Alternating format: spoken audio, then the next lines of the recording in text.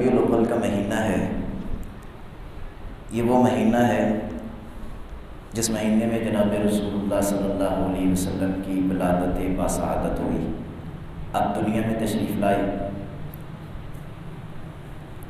آپ دنیا میں کیوں آئے؟ اللہ تعالیٰ نے آپ کو کیوں مبعوث فرمائے؟ آپ کی آمد کا مقصد کیا ہے اور آپ کی زندگی کا ہدف کیا ہے؟ اللہ تعالیٰ نے کئی اہداف اور کئی مقاصد قرآن پاک میں بیان فرمائے ہیں۔ جناب رسول اللہ صلی اللہ علیہ وسلم خود بیان فرماتے ہیں، قرآن پاک میں اللہ تعالیٰ نے متفقہ طور پہ تمام انبیاء و رسول کی بعثت کے مقاصد بیان کرتے ہوئے ایک مین مقصد بیان فرمایا۔ وَلَقَدْ بَعَثْنَا فِي كُلِّ أُمَّةٍ رَسُولًا أَنِ اعْبُدُوا اللَّهَ وَاجْتَنِبُوا الطَّاغُوتَ۔ انبیاء کرام کا مین مقصد یہ ہوتا ہے کہ وہ دنیا سے آ کے شرک کو ختم کرتے ہیں اور اللہ تعالیٰ کی توحید کا پرچار کرتے ہیں۔ مین مقصد اللہ تعالیٰ نے انبیاء کرام کی دعوت و تبلیغ کا وہ شرک کی نفی اور توحید کا آغاز یہ بتایا ہے۔ خود جناب رسول اللہ صلی اللہ علیہ وسلم بیان فرماتے ہیں، ارسلت بصلۃ الارحام وکسر الاوثان۔ اس حدیث مبارکہ میں آپ نے دو جملوں میں دو مقاصد بیان فرمایا کہ میں دنیا میں آیا ہوں، بتوں کو توڑنے آیا ہوں اور رشتوں کو جوڑنے آیا ہوں، رشتہ داری کو میں جوڑنے کے لیے آیا ہوں۔ جب اللہ تعالیٰ نے رحم کو پیدا فرمایا، رشتہ داری کو جب اللہ تعالیٰ نے پیدا فرمایا تو رشتہ داری اللہ تعالیٰ کے عرش کے ساتھ چمٹ گئی۔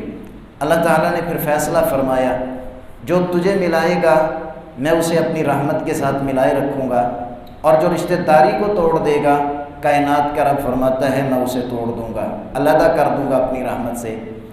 ہم بات بات پہ کہہ دیتے ہیں میرا اور تیرا جینا مرنا ختم، اپنے بیٹوں کو کہتے ہیں مرتے دم باپ وصیت کرتا ہے اپنے چچا کو میرا چہرہ نہ دیکھنے دینا، تمہارا چچا میرے جنازے پہ نہ آئے، چھوٹی سی بات ہوئی ہمارا رابطہ ختم، خاندانی تعلقات ختم۔ جناب رسول اللہ صلی اللہ علیہ وسلم فرماتے ہیں میں رشتہ داریوں کو جوڑنے آیا ہوں۔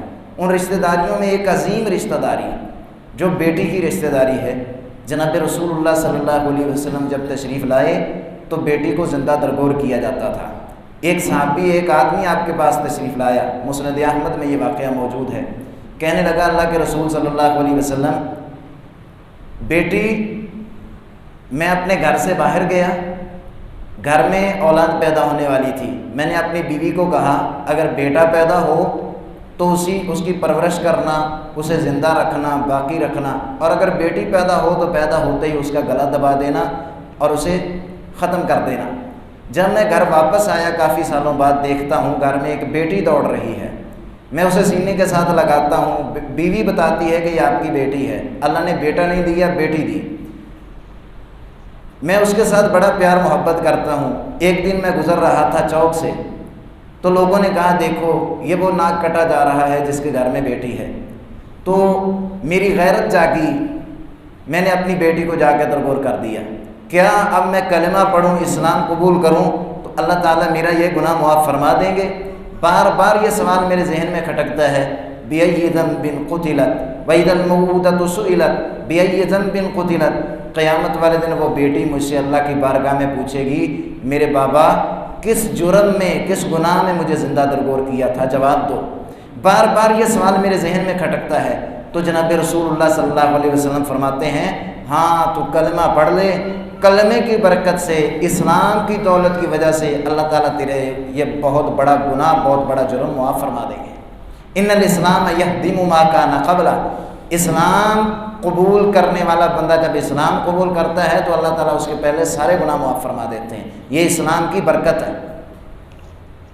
جناب رسول اللہ صلی اللہ علیہ وسلم آپ نے شادی کی سیدہ خدیجہ الکبریٰ رضی اللہ تعالیٰ عنہا سے، اللہ تعالیٰ نے بیٹی دی، پھر بیٹی دی، پھر بیٹی دی، پھر بیٹی دی۔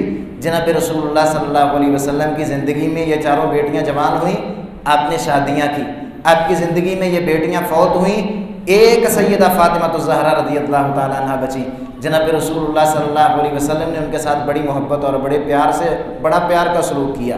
جب آپ کے پاس تشریف لاتی آپ اٹھ کے کھڑے ہو جاتے، استقبال کرتے اپنی بیٹی کا اور فرمایا کرتے یہ فاطمہ تو میرے جگر کا ٹکڑا ہے۔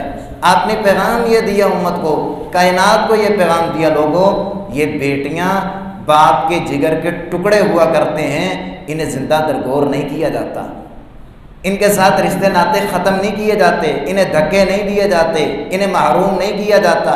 غیر مسلم کفار اپنی بیٹی کو وراثت سے محروم کرتے تھے، اسلام نے عظیم احسان کیا، فرمایا کہ عورت بیٹی کے روپ میں ہے تب بھی وراثت کی حقدار ہے، عورت بیوی کے روپ میں ہے تب بھی وراثت کی حقدار ہے، عورت بہن کے روپ میں ہے تب بھی وراثت کی حقدار ہے، عورت ماں کے روپ میں ہے تب بھی وراثت کی حقدار ہے۔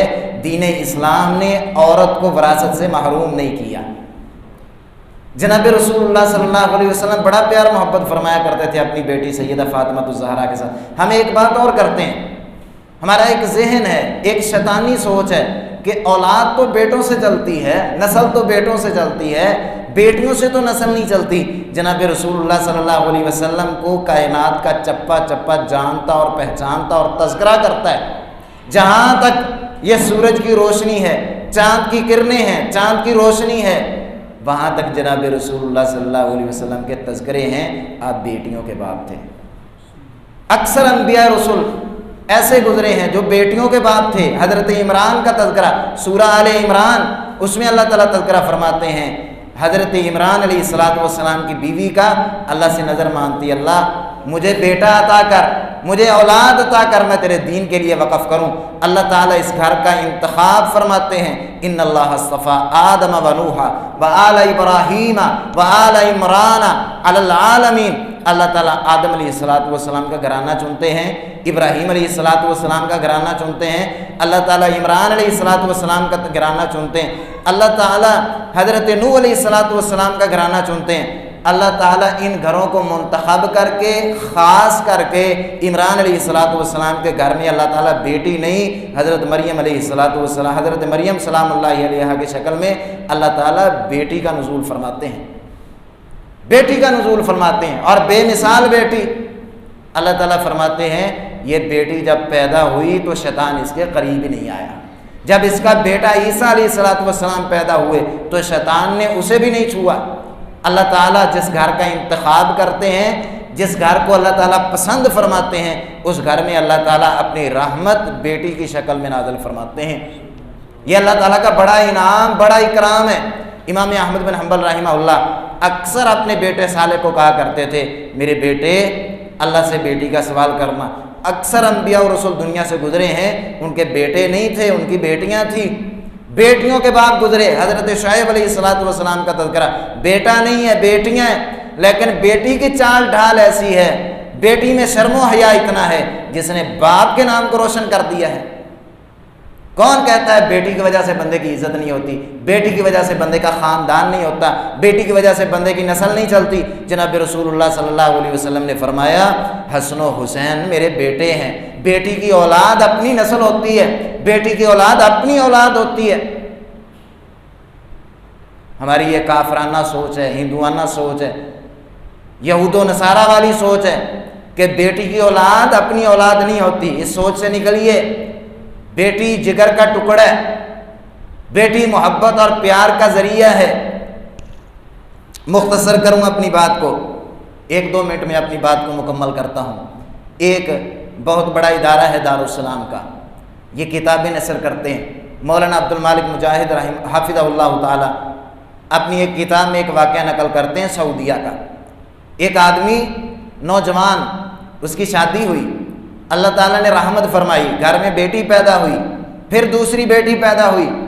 جب تیسرا بچہ پیدا ہونے لگا تو اپنی بیوی کو کہنے لگا اب مجھے بیٹی نہیں چاہیے، بیٹا چاہیے۔ تو پھر بیٹی پیدا ہوئی تیسری۔ اب یہ آدمی اپنی بیوی کے ساتھ لڑائی جھگڑا کرتا ہے تو بیوی کہتی ہے اللہ کے بندے اس میں میرا کیا قصور ہے، یہ تو اللہ کی مرضی، اللہ کے فیصلے ہیں۔ اس نے تیسری بھی بیٹی عطا کر دی، چوتھی پھر بیٹی ہوئی، پھر اپنی بیوی کے ساتھ لڑائی جھگڑا کرتا ہے۔ جب بیٹی پیدا ہوتی ہے اپنی بیوی کو مارتا پیٹتا ہے، گالیاں دیتا ہے، لڑائی جھگڑا کرتا ہے۔ جب چھٹی بیٹی پیدا ہوتی ہے یہ آدمی پھر اپنی بیوی کے ساتھ لڑائی جھگڑا کرتا ہے۔ لڑتے لڑتے سو جاتا ہے، رات کو خواب آتا ہے، اس کے پاس دو فرشتے آتے ہیں، دونوں اس کو اٹھا کے جہنم کی طرف لے جاتے ہیں۔ ایک فرشتہ دوسرے سے پوچھتا ہے ہم اس کو کہاں لے جا رہے ہیں؟ تو وہ دوسرا فرشتہ کہتا ہے یہ بندہ جہنمی ہے، اسے ہم جہنم میں لے کے جا رہے ہیں۔ جہنم میں لے کے جاتے ہیں، پہلے دروازے پہ پہنچتے ہیں، آگے سے بیٹی آ جاتی ہے، دروازہ بند ہو جاتا ہے۔ دوسرے دروازے پہ پہنچتے ہیں، بیٹی آ جاتی ہے، دروازہ بند ہو جاتا ہے۔ 6 بیٹیاں جہنم کے 6 دروازوں پہ پہنچتے ہیں، 6 کے 6 دروازوں کے سامنے بیٹیاں آ جاتی ہیں، جہنم کے دروازے بند ہو جاتے ہیں۔ یہ آدمی فوراً اس کی آنکھ کھلتی ہے، جب 6 دروازے سے 7ویں کی طرف لے جانے لگتے ہیں، اس آدمی کی آنکھ کھلتی ہے، فوراً سجدے میں گرتا ہے، اللہ سے دعا کرتا ہے اللہ مجھے 7ویں بھی بیٹی عطا کر، جس کی وجہ سے جہنم کا 7واں دروازہ بھی میرے لیے بند ہو جائے اور مجھے جہنم سے آزادی مل جائے۔ جناب رسول اللہ صلی اللہ علیہ وسلم نے فرمایا من عال جاریتین حتی تبلغ جاء یوم القیامت انا وهو هكذا من ابتلی من هذه البنات فصبرهن فكساهن۔ جناب رسول اللہ صلی اللہ علیہ وسلم فرماتے ہیں جس بندے کو اللہ نے 2 بیٹیاں دی، کل قیامت والے دن اللہ تعالیٰ اس کو میرا قرب عطا فرما دیں گے، جہنم میں وہ میرا پڑوسی ہوگا، میرے قریب ہوگا، ایسے جیسے یہ 2 انگلیاں۔ فرمایا جس کو اللہ تعالیٰ نے 3 بیٹیاں عطا کی، بیٹیوں کی تربیت کی، تعلیم دلائی، کھلایا پلایا، پہنایا، جوان کیا، ان کو ان کے گھروں میں بھیج دیا، فرمایا میں کائنات کا حبیب یہ ضمانت دیتا ہوں کن لہ سترا من النار کن لہ حجابا من النار، یہ بیٹیاں اس بندے کے درمیان اور جہنم کے درمیان ایک دیوار، ایک پردہ، ایک حجاب بن جائیں گی۔ اللہ تعالیٰ ان بیٹیوں کی وجہ سے بندے کو جہنم سے آزاد کر کے جنت کا داخلہ عطا کر دیں گے۔ یہ جہنم سے آزادی کا ذریعہ ہماری بیٹیاں ہیں، یہ جنت کا ٹکٹ ہیں بیٹیاں، ان کے ساتھ محبت کیجئے، پیار کیجئے، کافرانہ سوچ سے نکلیے، ہندوانہ رسم و رواج سے نکلیے، یہود و نصارہ کی سوچ سے نکلیے، بیٹیوں کے ساتھ محبت کیجئے، پیار کیجئے، ان کو محروم نہ کیجئے، ان کا جو وراثت میں حصہ ہے وہ انہیں دیجئے، اللہ تعالیٰ آپ کے اوپر اپنی رحمتیں برسائے گا، اللہ تعالیٰ دنیا بھی بہتر فرما دے گا، آخرت بھی بہتر فرما دے گا۔ وما توفیقی الا باللہ۔ بسم اللہ الرحمن الرحیم، الحمد للہ رب العالمین والعاقبۃ للمتقین، اللہم صلی علی محمد وعلی آل محمد کما صلیت علی ابراہیم وعلی آل ابراہیم انک حمید مجید، اللہم بارک علی محمد وعلی آل محمد کما بارکت علی ابراہیم وعلی آل ابراہیم انک حمید